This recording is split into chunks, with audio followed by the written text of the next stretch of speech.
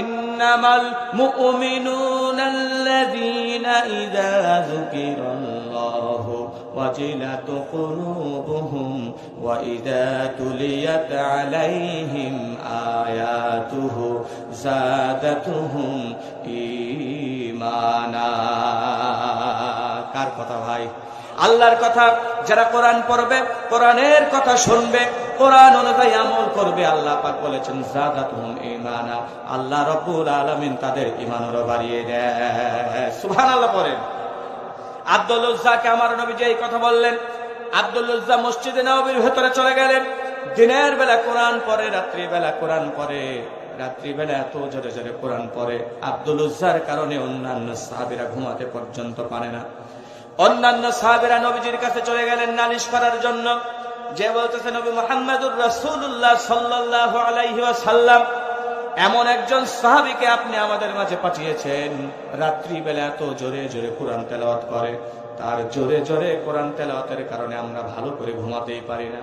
আমার নবীজি কেঁদে ফেললেন, বললেন সাহাবীরা রে, আমার আব্দুল উজ্জাকে তোমরা কেউ কিচ্ছু বলবা না, কারণ আমার আব্দুল উজ্জা ইসলাম ধর্ম গ্রহণ করার কারণে যে পরিমাণ ত্যাগ করেছেন, জুলুমের শিকার হয়েছেন, জায়গা জমি ছেড়ে দিয়েছেন, এমনকি শরীরের পোশাক পর্যন্ত খুলে দিয়ে এসেছেন।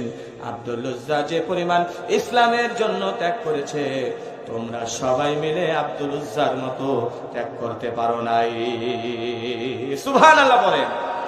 আমার প্রিয় বন্ধুগণ, আমার প্রিয় ভাইরা, আব্দুল উজ্জা মসজিদে নববীর ভেতরে থাকে।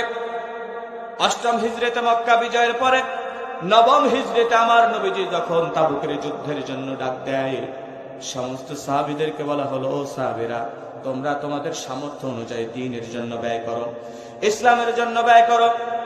সমস্ত সাহাবীরা যার যার সামর্থ্য অনুযায়ী আল্লাহর নবী সাল্লাল্লাহু আলাইহি ওয়াসাল্লামের কাছে অর্থ টাকা পয়সা নিয়ে আসতেছে।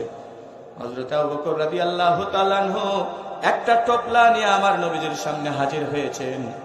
হযরত ওমর রাদিয়াল্লাহু তাআলা আনহু নবীজিকে ডাক দিয়ে বলতেছে, ও নবীজি, আমার যত সম্পদ রয়েছে ইসলামের জন্য অর্ধেক সম্পদ দিয়ে দিলাম। বলেন সুবহানাল্লাহ।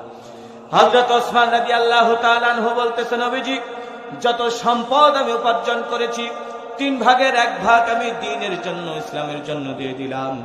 সবাই সামর্থ্য অনুযায়ী দান করতেছে। আব্দুল উজ্জা একটা পিলারের কাছে হাউমাউ করে ছোট্ট শিশুর মতো কাঁদতেছে।